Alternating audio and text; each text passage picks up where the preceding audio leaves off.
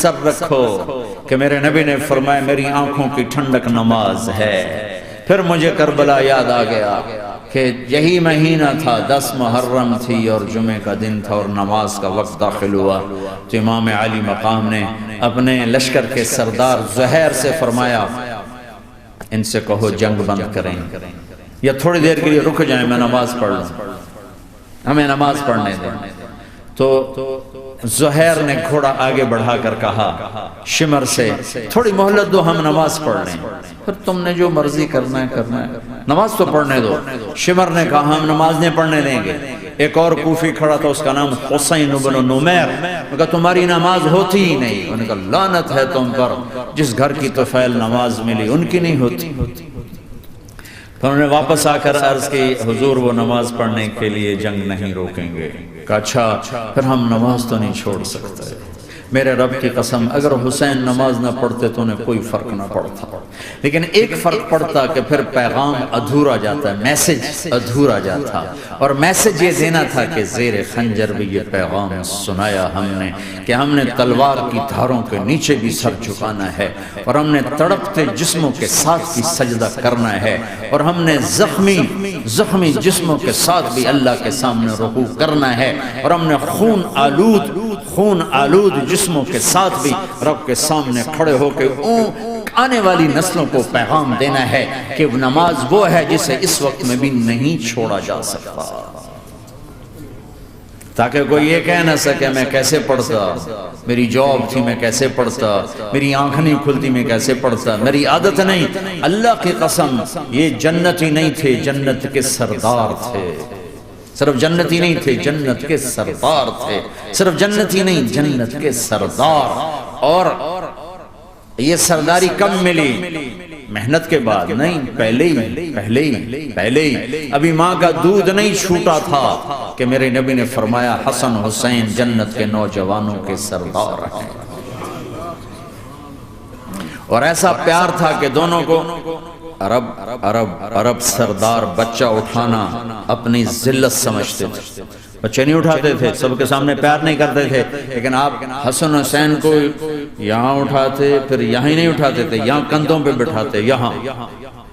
اور ایک عرب بدو حیران ہو کے دیکھ لے یا رسول اللہ یہ آپ کیا کر رہے ہیں؟ یہ کتنی عیب کی بات ہے کہ آپ جیسا سردار اور یہاں بچوں کو بٹھائے ہوا ہے۔ کہنے کہا آپ ان سے بہت پیار کرتے ہیں؟ کہا ہاں میں ان سے بہت پیار کرتا ہوں، اور صرف میں نہیں کرتا اللہ بھی ان سے پیار کرتا ہے۔ اور بتاؤں جو ان سے پیار کریں گے اللہ ان سے بھی پیار کرے گا، جو ان سے محبت کریں گے اللہ ان سے بھی محبت کرے گا، اللہ بھی ان سے محبت کرے گا۔ پھر ہم نے دعا مانگی یا اللہ جو ان سے پیار کرے تو ان سے پیار کر، جو ان سے بغض رکھے تو ان سے بغض رکھ۔ حضرت حسن سر سے لے کر کمر تک اللہ کے نبی کی 100% کاپی تھی، چہرہ یہ آدھا حصہ اوپر والا نبی کے مشابہ، یہاں سے نیچے پاؤں تک علی کے مشابہ، باپ کے مشابہ۔ حسین اس کا الٹ، سر سے لے کر کمر تک علی کے مشابہ، کمر سے لے کر پاؤں تک اللہ کے نبی کے مشابہ۔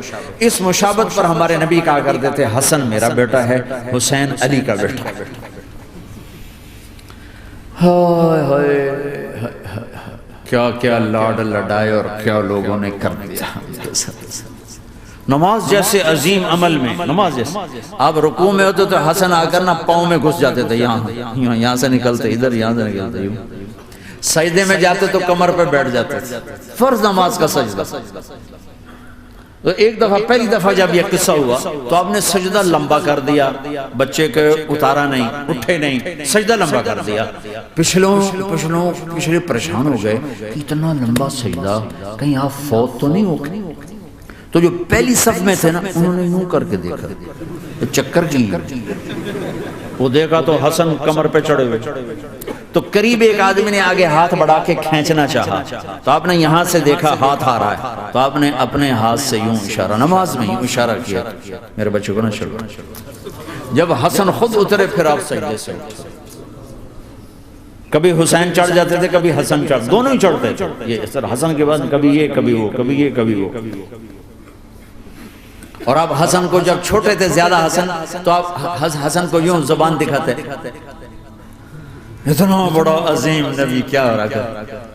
تو وہ زبان، آپ کی زبان بڑی سرخ خوبصورت، تو وہ بچہ سمجھتا شاید یہ کوئی کھانے کی چیز، وہ آگے یوں ہاتھ مارتا ہے، پکڑنے کے لیے ہاتھ مارتا ہے، پھر وہ بیٹھ جاتے، پھر آپ کہتے ہیں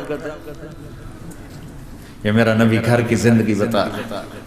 اور تمہیں تو بچوں کے پاس بیٹھنے کا وقت ہی کوئی نہیں، بیگم بھی کم جاب پہ جا رہی، خامن بھی جاب پہ جا رہا، پیچھے بچے ڈرگ بیچنے پہ لگے، اب تم کس کام کے کیا کرو گے اس دولت؟ یہ نہیں ڈرگ بیچو، گستاخ ہو گیا، بدتمیز ہو گیا، تو اس دن دولت کو آگ لگا دو جا کے۔ آپ اپنے بچوں کو ٹائم دو، اپنے بچوں کو ٹائم دو۔ عورت کا کام کمانا نہیں ہے، عورت کا کام نسل کو بنانا ہے۔ قناعت سیکھو، قناعت تو آسانی سے مینج ہو جائے گا، قناعت نہیں تو پھر تو دنیا کے بادشاہ کی بھی حوث پوری نہیں ہو سکتی۔ کھیلتے تھے، حسن حسین کی کشتی کراتے تھے، دونوں بھائیوں کی کشتی کراتے، ایک دفعہ دونوں کی کشتی ہو رہی اور حسین ذرا کمزور پڑ رہے تھے تو آپ اس کو شاباش دیتے، شاباش شاباش شاباش۔ تو حضرت فاطمہ کہنے لگی، ماں بھی بیٹھی، کہنے لگی یا رسول اللہ آپ حسین کو شاباش دے رہے ہیں، حسن کو کیوں نہیں دے رہے؟ تو آپ نے کہا یہ جبریل میرے پاس کھڑا ہوا، یہ بھی حسین کو شاباش دے رہا ہے، تو میں بھی حسین کو شاباش دے رہا ہوں۔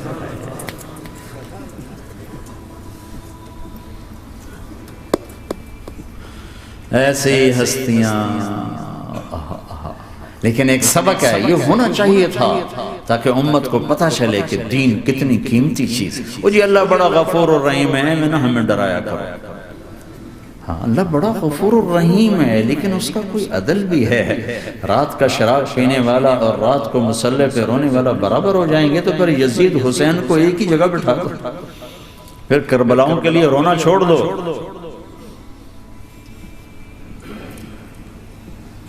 رات کو ناچنے والی، رات کو رونے والی برابر ہو جائیں، سود کھانے والا، حلال کھانے والا برابر ہو جائیں، شراب بیچنے والا اور مزدوری کرنے والا برابر ہو جائیں، جھوٹ بولنے والا، سچ بولنے والا برابر ہو جائیں۔ افنجعل المسلمین کالمجرمین ما لکم کیف تحکمون ام لکم کتاب فیہ تدرسون۔ اس سے زیادہ واضح کیا بتاؤں کہ میرا رب کہتا ہے کون سی کتاب میں لکھا ہوا ہے کہ ماننے والا نہ ماننے والا برابر کر دوں گا؟ کون سی کتاب؟ اللہ کو یہ کہنا پڑ رہا ہے ام لکم کتاب فیہ تدرسون، کس کتاب میں یہ لکھا ہوا ہے؟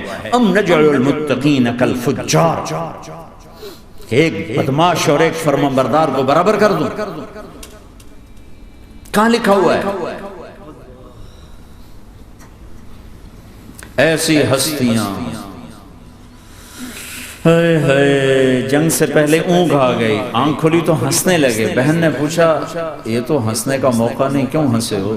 زینب کہا بہن اللہ کے نبی خواب میں آئے، فرما رہے ہیں بیٹا میں لینے آ چکا ہوں، تو اب نہ پڑھے نماز، اب کیا مسئلہ ہے؟ جنت کے لیے تو کرنا ہے سب، یہ جنت کے لیے تو کر رہے، اللہ کے لیے تو کر رہے کہ زر دادن و جان دادن نہ آئے از لذت دیدارش، خسرو چتواں گفتن سر دادن و جان دادن نہ دیدار خیارے۔ اس اللہ کے لیے تو سر کٹا رہے ہیں، تو وہ تو راضی ہو چکا ہے، نبی آ چکا ہے، آؤ بیٹا میں لینے آ چکا ہوں، تو اب نہ پڑھے نماز۔ نہیں نہیں، برمنگم والوں کو کون بتائے گا کہ نماز کیسی چیز ہے؟ انہوں نے کہا جی وہ نہیں جنگ روک کرے گا، پھر چلو نماز پڑھو، نماز تو نہیں چھوڑی جا سکتی۔ آدھوں کو روک دیا تم جنگ کرو، آدھوں سے کہا تم نماز پڑھو، آدھوں نے نماز پڑھی، آدھوں نے جنگ کی۔ پھر جنہوں نے نماز پڑھی نے کہا تم آگے بڑھ جاؤ، ان سے کہا تم جا کے پیچھے اللہ کے بارگاہ میں سجدہ کرو۔ 1400 سال کی تاریخ میں ایسے نمازی میری نظروں سے نہیں گزرے، اور ایسی نماز نہیں پڑھی گئی نبی کے زمانے کے بعد۔ آپ نے بھی صلاۃ خوف ایک پڑھی تھی، نبی تو نبی ہوتا ہے،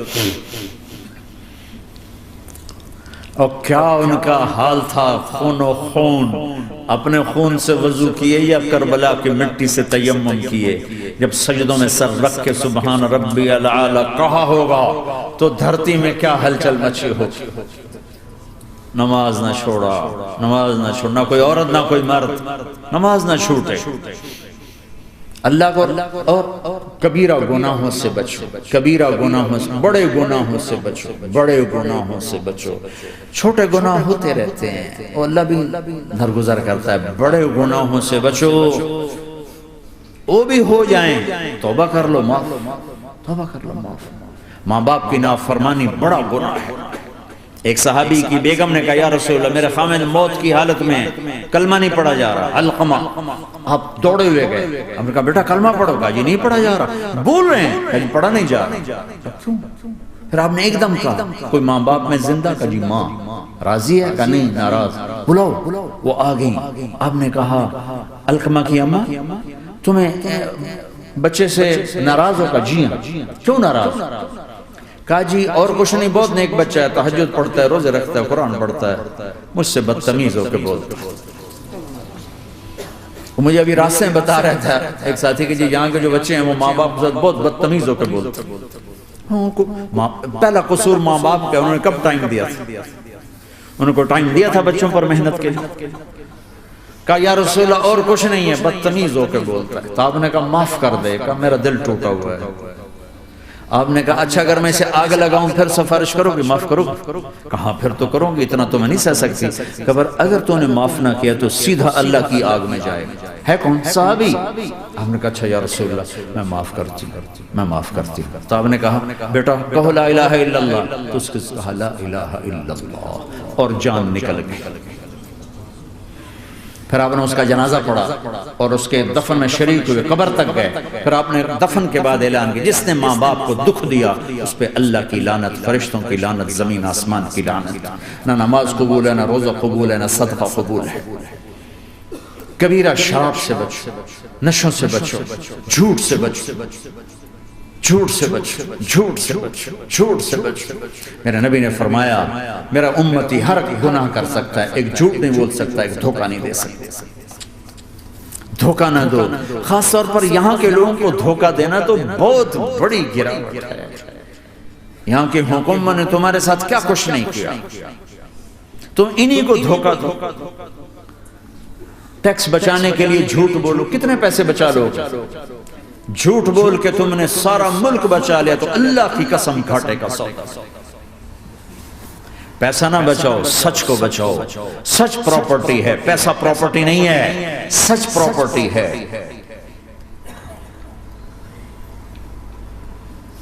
ہمارے ملکوں میں تو لوگ ٹیکس نہیں دیتے کہ حکومتیں کچھ لگاتی ہیں کچھ کھا جاتی ہیں، یہاں تو سارا تم پہ لگاتے ہیں۔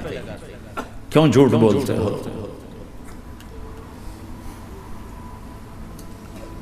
کیوں دھوکہ دیتے ہو؟